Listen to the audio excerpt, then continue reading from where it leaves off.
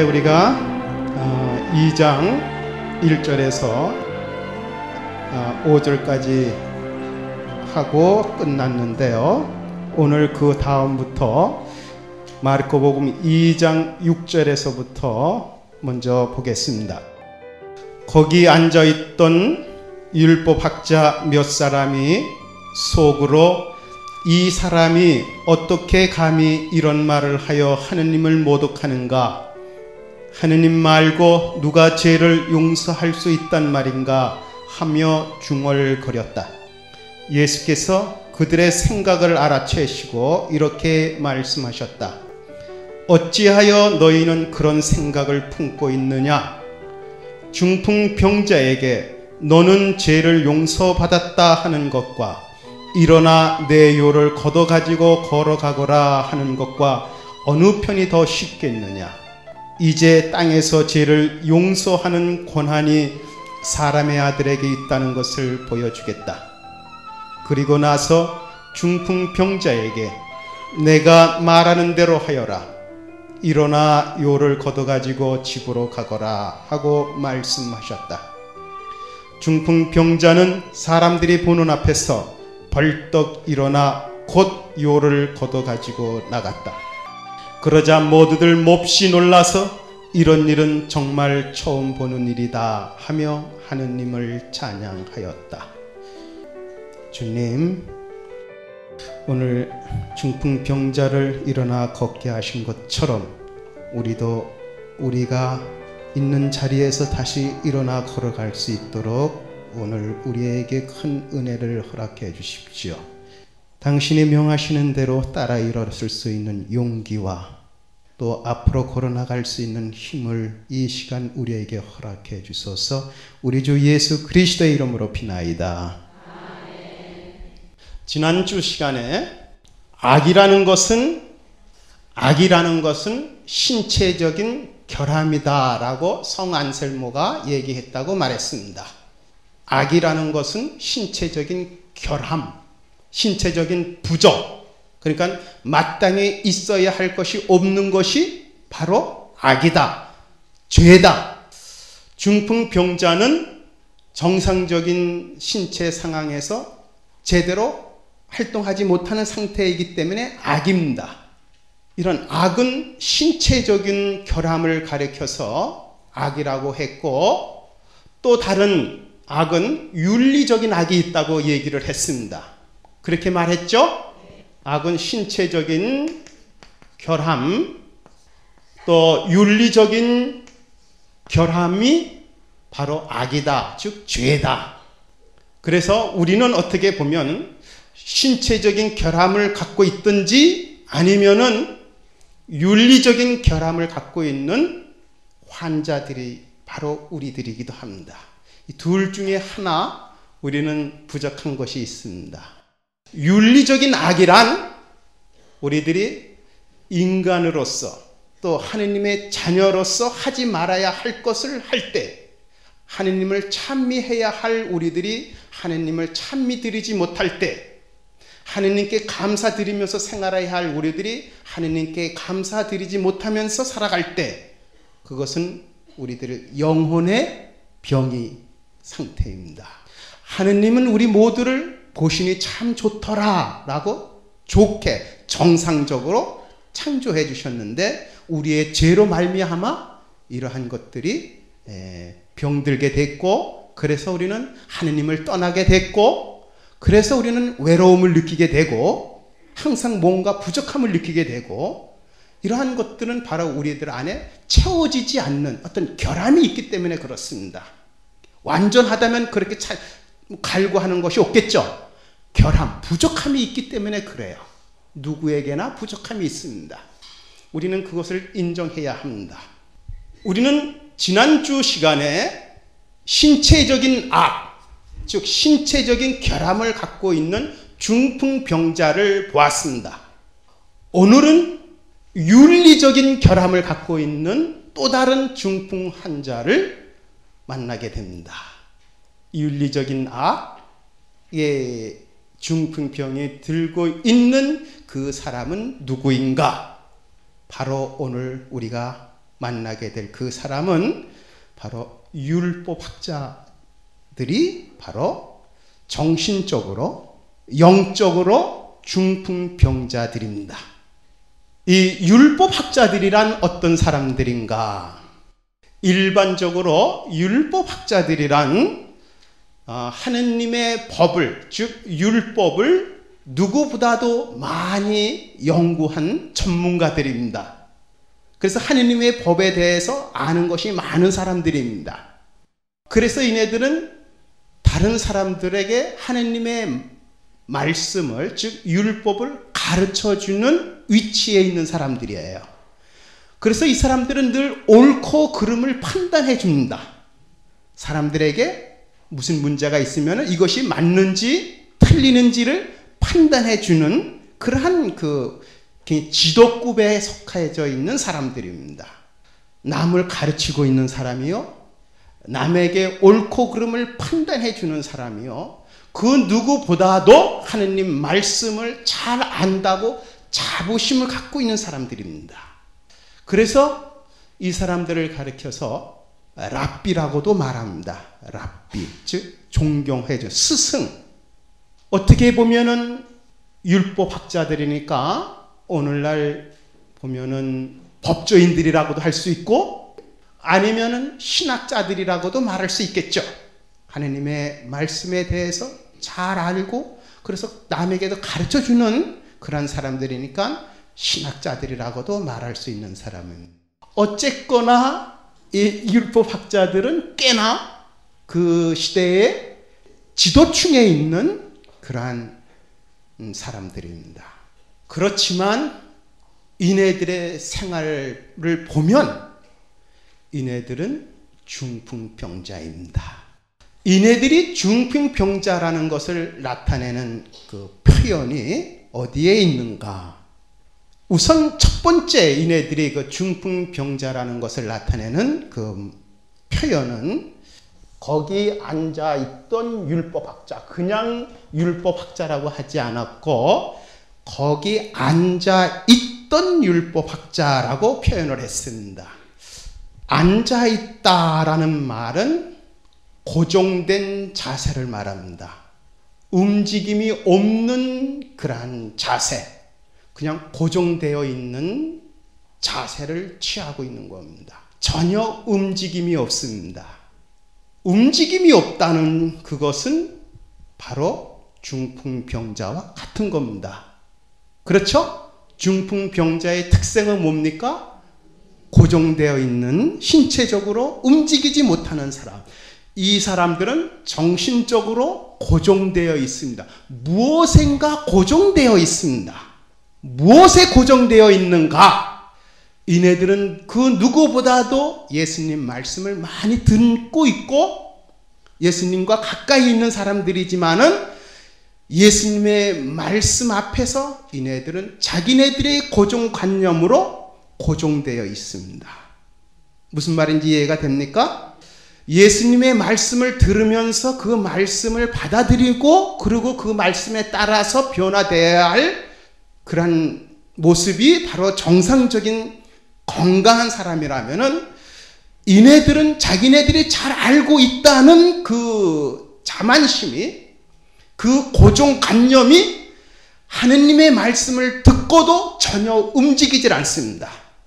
고정되어 있습니다.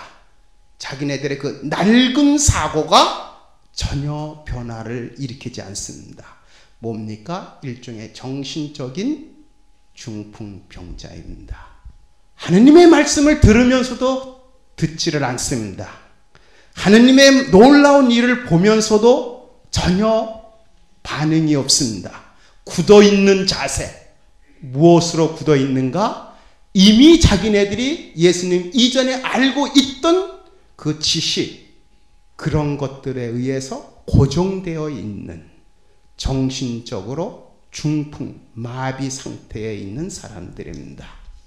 어쩌면 이 중에도 신체적인 중풍병자는 아닐런지 모르지만 정신적으로 우리의 영혼이 하느님의 말씀을 무수히 들었으면서도 자기가 갖고 있는 어떤 고정관념에 의해서 전혀 움직임이 없는, 전혀 반응을 나타내지 않는 그런 중풍병자로 앉아있는 사람이 있을 수도 있습니다. 그렇습니까? 하느님의 말씀을 무수히 들었지만은 우리들의 생활 안에, 내 생각 안에는 별도로 내가 생각하고 있는 나의 어떤 고정된 관념이 있습니다. 나의 어떤 주관, 나의 생각, 이것들은 요지부동이야. 그래서 하느님 말씀을 듣긴 듣지만은 실제적으로 나를 움직이게 하는 거는 하느님의 말씀이 아닌 낡은 나의 사고방식, 낡은 나의 주장, 나의 의견, 이런 것들이 계속해서 나를 고정시키고 있습니다. 그런 상태라면은 그것 또한 정신적인 중풍병자입니다. 앉아있던 고정된 자세. 이 사람들은 자기네들이 하느님의 말씀, 율법에 대해서 누구보다도 잘 알고 있다고 생각하고 있기 때문에, 많은 것을 알고 있다고 생각하기 때문에 그 누구의 말도 받아들이려는 그런 마음 자세가 되어 있지는 않습니다. 예수님의 말씀을 들으면서도 그런 말을 들을 필요가 없다고 생각하는 사람들입니다. 그래서 제가 강의를 시작하면서 그런 이야기를 했습니다. 하느님의 말씀을 듣는 자세는 어떤 자세이어야 하는가? 하느님의 말씀을 듣는 가장 좋은 자세는 옳은 일에 줄이고 목마른 사람이어야 한다. 기억이 납니까?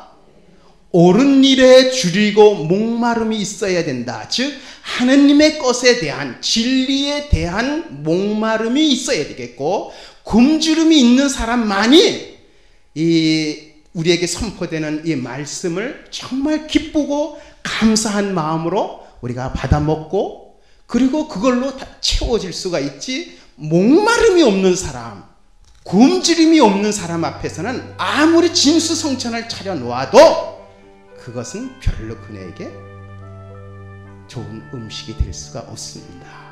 옳은 일에 줄이고 목마른 사람만이 이 중풍병에서부터 해방될 수 있습니다. 고정된 자세에서부터 자유스러운 부드러운 자세로 바뀌어질 수가 있습니다. 두 번째, 이네들이 중풍병자라는 것을 나타내는 표현은 그 다음에 있는 말로서, 거기 앉아있던 율법학자 몇 사람이 속으로 그랬어요. 그렇죠? 속으로. 두 번째, 이네들이 중풍병자라는 것을 나타내는 표현이 이 속으로라는 뜻입니다. 이 정신적인 중풍병자인가 아닌가를 알아보려면 그 증세가 어떻게 나타나는가? 바로 이와 같은 모습으로 나타난다는 거죠. 하나는 고정되어 있는 그러한 증세, 또 하나는 속으로 중얼거렸다 그랬어요. 그렇죠? 속으로 중얼거렸다. 우리가 말을 한다 하는 것은 듣는 사람이 있고, 그리고 그 사람한테 얘기하고 또 그 사람이 하는 말을 내가 듣고 서로 주고받는, 즉 커뮤니케이션, 서로 교류가 이루어지는 것이 정상적인 대화 방법입니다. 근데 정상적으로 주고받음이 없이 이 속으로 중얼거렸다 하는 것은 상대방에게 내 의견을 표현하는 것이 아니라, 이거는 내가 내 자신에게 얘기하는 거죠. 그러니까 혼자서 자기가 얘기하는 일종의 독백과도 같죠. 이건 대화가 아닙니다. 대화는 둘이 해야 되는데, 둘 이상이 해야 되는데 혼자 산다는 것은 정상적인 대화의 결함입니다. 속으로 한다 하는 이야기는 이런 의미에서 이네들은 교류가 없이 혼자 자기 안에서만 얘기하기 때문에 늘 고정되어 있습니다. 교류가 있어야, 서로 주고받음이 있어야 나눔이 있고 어떤 그러한 변화도 가능하지만은, 이네들은 이야기를 해도 자기 혼자 얘기하고 혼자 말하니까 전혀 교류가 없는 일방통행이죠. 그러니까 늘 고정되어 있습니다. 즉 무엇을 말하는가? 경직된 상태, 경직되어 있는 상태, 긴장되어져 있는 상태. 다른 사람하고 교류하지 않고 자기가 생각하고 있는 그 가지고 있던 고정관념, 그것만 가지고 생각하고 그것 가지고 또 속으로 생각했으니까 이 입에서 나오는 표출되는 것이 있다면 무엇이 나오겠어요? 즉 자기가 가지고 있었던 고정된 그러한 것들이 또 밖으로 나오겠죠. 교류가 없이 표출되는 거니까. 그러니까 이네들이 가지고 있었던 그러한 생각에서부터 고정되어 있는 말들이 밖으로 나오고, 이것은 일종의 교류가 아니라, 대화가 아니라 자기가 생각한 것을 일방적으로 상대방에게 선포하는 것 뿐입니다. 무슨 말인지 이해가 됩니까? 교류가 아니라 일방적으로 자기가 가지고 있는 고정된 관념을 상대방에게 선포일 뿐이지 서로 주고받는 이런 정상적인 대화 방법이 아닙니다. 그래서 이네들은 자기네들이 가지고 있는 말을 다른 사람들에게 얘기한다는 것은 일종의 자기 생각을 상대방이 받아들이도록 강요하는, 선포하는 일방적인 것이기 때문에 전혀 교류가 이루어질 수가 없습니다. 즉 부드러움이 있을 수가 없습니다. 경직된 그러한 분위기만 그냥 이루어질 뿐입니다. 이러한 상황 속에서 이러한 그 속으로 중얼거리는 일하고 있고 또 앉아있는 이네들이 그러한 상태에서 나오는 이야기가 어떤 말인가, 이 사람이 어떻게 감히 이런 말을 하여 하느님을 모독하는가, 하느님 말고 누가 죄를 용서할 수 있단 말인가 하며 중얼거렸다. 그러니까는 이네들이 지금 하고 있는 말은 일종의 하느님 말씀 앞에서 전혀 그 말씀에 의해서 변화된 생활이 아니라 자기네들이 갖고 있던 그런 고정관념에 의해서 하느님까지도, 하느님의 말씀까지도 단죄하고 있는 거죠. 그렇죠? 옳고 그름만을 판단하는 일방적인 선포일 뿐입니다. 이네들이 가지고 있던 그런 고정된 생각으로 볼 때 예수님의 말씀은 하느님을 모독하고 있다고 이네들은 생각하고 있습니다. 그건 이 사람이 지금 하느님을 모독하고 있구나라는 그 판단, 그 기준은 어디에서 나오는 거겠어요? 예수님의 말씀에서 나오는 겁니까? 아니면은 이네들의 고정된 그러한 생각에 근거해서 나오는 것이죠. 그러니까 그렇게 자기네들이 생각하고 있고 그렇게 생각하고 있는 고정관념을 일방적으로 선포하는 것뿐이에요. 그러니까 이네들은 늘 부드러움이 없이 경직되어 있고 굉장히 상대방을 비난하고 판단하는 이러한 것으로만 일방적으로 이렇게 되어 있는, 굉장히 모든 것이 경직되어 있습니다. 그 경직되어 있다는 것은 뭐예요? 중풍병자의 특색이죠. 굳어있는, 뻣뻣한, 부드러움이 없는 이러한 거. 그러니까 이네들의 생활이나 이네들의 행동이나 이네들의 하는 그 말을 보면은 전부 이렇게 경직되어 있습니다. 일방적인 선포일 뿐 받아들인다든지 그것을 좋게 이해하려고 한다든지 이런 부드러움이 없습니다. 자, 이네들이 말하는 예수님이 하시는 말씀이 하느님을 모독하고 있다라고 생각을 하고 있는데 지금 누가 누구를 모독하는 겁니까? 정말 예수님이 하느님을 모독하고 있나요? 아니면은 이네들이 하느님을 모독하고 있나요? 율법학자들이 하느님을 모독하고 있죠. 그러나 자기네들 생각으로는 그렇게 생각하지 않아요. 그렇죠? 왜? 자기네들이 가지고 있는 고정관념이 있기 때문에. 받아들이지 못하는 자기네의 생각에 의해서 모든 것을 판단하니까 이러한 것들은 우리들 안에서도 굉장히 많이 있을 수가 있습니다. 그렇죠? 다른 사람들을 우리가 판단하고 뭐 할 때 모든 그 판단의 기준이 어디에 있습니까? 나의 고정관념, 내가 갖고 있는 선입관, 내가 가지고 있는 어떤 그 지식, 섣부른 지식, 이런 것을 바탕으로 해서 모든 것을 판단하고 이렇게 일방적인 통보만이 있는 이러한 것들이 우리들 안에서도 얼마든지 있을 수 있습니다. 그런 면에서 율법학자들이라고 얘기하고 있는 이 사람들은 우리와 전혀 다른 사람들이 아닙니다. 그렇죠? 예. 우리는 이러한 그 경직된 우리의 사고가 하느님의 말씀에 의해서 부드러워져야 됩니다. 이것이 풀려야 됩니다. 정상적으로 인간관계가 서로 교류, 주고받는 정상적인 관계로 돌아와야 합니다. 바로 여기에서 복음과 율법과의 충돌이 일어나는 거죠. 복음과 율법과의 충돌이 마찰에 일어나고 있습니다. 율법으로 볼 때는, 율법적인 입장에서 볼 때는 하느님에 대한 말을 함부로 할 수 없게 되어 있어요. 그게 율법이에요, 규정에.